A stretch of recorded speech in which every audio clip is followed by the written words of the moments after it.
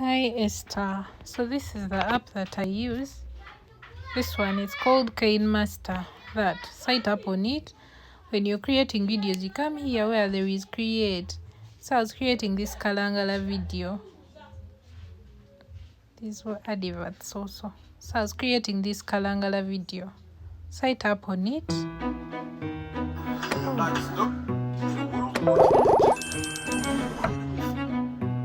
The adverts are many because I didn't pay for it. So I tap on the video, then I tap on where I want to reduce the background noise, maybe this one. So when I tap on it, I scroll here down, there is this noise reduction. So I tap on it, then they are removing the background noise.